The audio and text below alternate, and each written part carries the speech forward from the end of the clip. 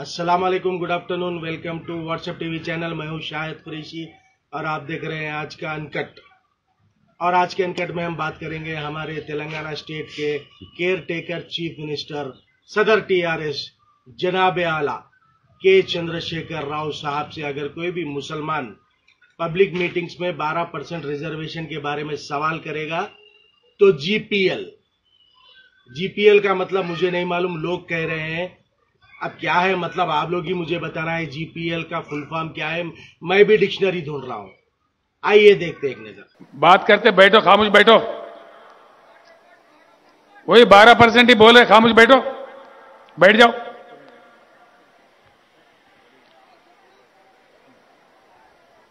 వాటేవాడు 12% వాడేవాడు చెప్తా కదరా भाई, తొందర ఎందుకు పడుతున్నావు? बैठो, खामोश बैठो, बोलो बैठो, बैठो ना। तुम्हारे बाप को बोलूंगा, क्या बात है, तमाशा कर रहे? నేనే ఏమద్దా బాబు, ఏమనక ఉంటారు కదా, ఆడవాడు ఉంటారు। देखा नाजरीन, इलेक्शन कैंपेन के दौरान एक पब्लिक मीटिंग में केसीआर साहब खिताब कर रहे थे। बेचारा एक मुसलमान पब्लिक में से उठकर सीएम से सवाल करा, 12% रिजर्वेशन के बारे में पूछो। तो सीएम साहब का एटीट्यूड आपने देखा, बैठो, तमाशा कर रहे, तेरे को नहीं तेरे बाप को भी बोलूंगा। ये लैंग्वेज है सीएम साहब की। अब क्या मुसलमान 12% रिजर्वेशन पर सवाल नहीं करेंगे? सवाल करें तो जीपीएल। अरे उन लोगों को सोचना चाहिए जो सीएम केसीआर को सपोर्ट कर रहे हैं। बात करते बैठो, खामोश बैठो। वही 12% ही बोले, खामोश बैठो, बैठ जाओ।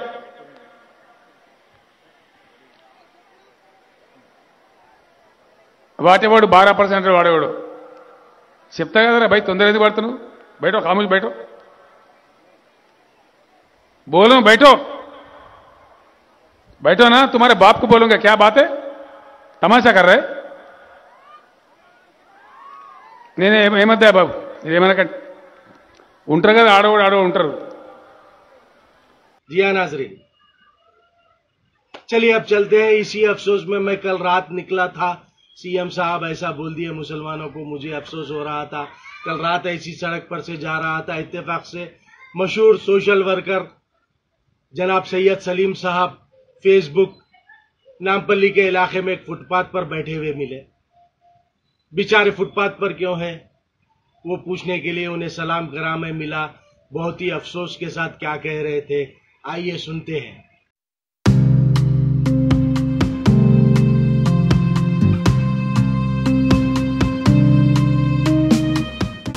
अस्सलाम वालेकुम सलीम भाई। वालेकुम सलाम। खैरियत शाहिद भाई? कैसे हैं सलीम भाई? अल्लाह करम शाहिद भाई। क्या यहाँ फुटपाथ पे बैठे हुए?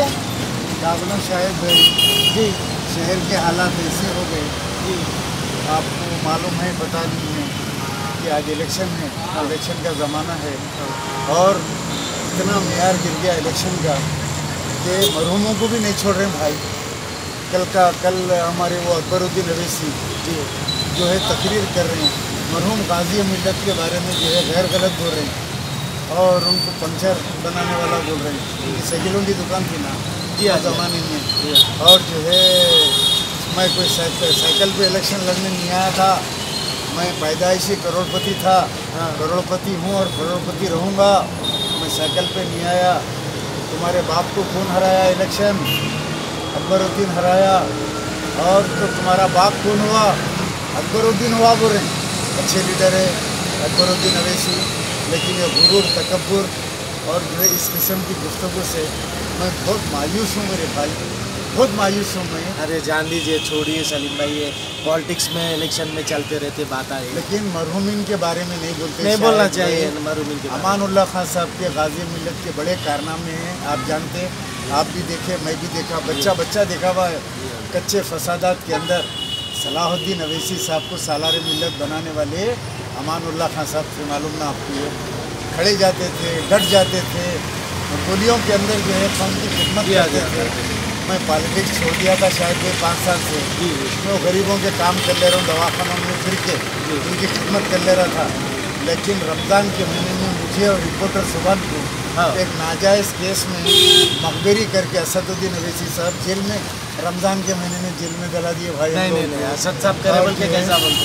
वो उनका जो बच्चा था सोशल मीडिया एडमिन, नहीं वो कश्यप तो बदमाश था, छोड़िए कश्यप का। वो कश्यप की असलियत मालूम हो गई, असद साहब को निकाल दिया उसको दारुसलाम तो हमारे को जेल में डाले, केस चल रहा हमारा, मजबूरन मेरे को निकल के, यानी अब जब अमानुल्लाह खान साहब के बारे में गैर गलत बोल रहे, हमारे को जेलों में डला दिए नाहक के, बहुत फिरोज खान में भी काम कर रहे बोल के सुना। बस क्या करूँ मैं, अब मैं निकल के फिरोज खान की मदद कर रहा हूँ, मैं निकल के जो है जाके जो है मुजफ्फर खान की मदद कर रहा हूँ। मैं छोड़ दिया था पॉलिटिक्स, अब मैं जाके जो है आज जो है एमबीटी को जो है मैं मुखातिब करूँगा, क्योंकि वो मेरे एक पुराने कायद के बारे में बोला, जिनके साथ मैं 30 साल 35 साल उनके साथ में गुजारा रहा, एक अच्छे आदमी थे, उनके कारनामे थे अमानुल्लाह खान साहब, उनके बारे में अकबरुद्दीन अवैसी की ये फालतू गुफ्तगू से मेरा दिल बहुत टूटा।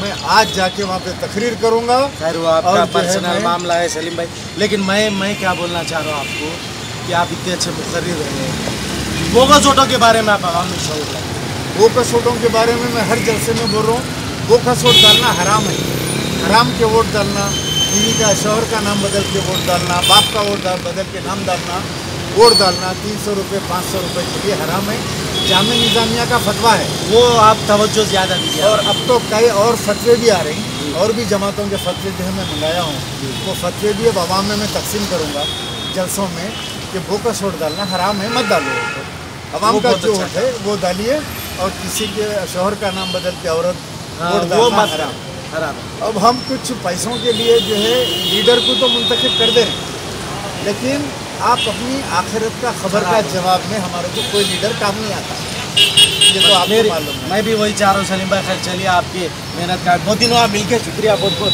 जी। तो बेचारे सलीम साहब का तो फुटपाथ पर आ गए। शायद इलेक्शन के हालात मुझे तो समझ में नहीं आ रहा। केसीआर साहब को 12% रिजर्वेशन पूछो तो कैसा जवाब मिल रहा आप लोग देखिए। सलीम साहब फुटपाथ पे आ गए, अब क्या होगा अल्लाह ही जाने। बहरहाल ये था आज का हमारा हटकट। उम्मीद है कि पसंद आया होगा, पसंद तो आना ही चाहिए। आया है तो शेयर करिए, लाइक करिए, अच्छे कमेंट करिए, नहीं आया है तो देखकर खुश हो जाइए। और मुझे आज के लिए दीजिए इजाजत। अल्लाह हाफिज, जय हिंद।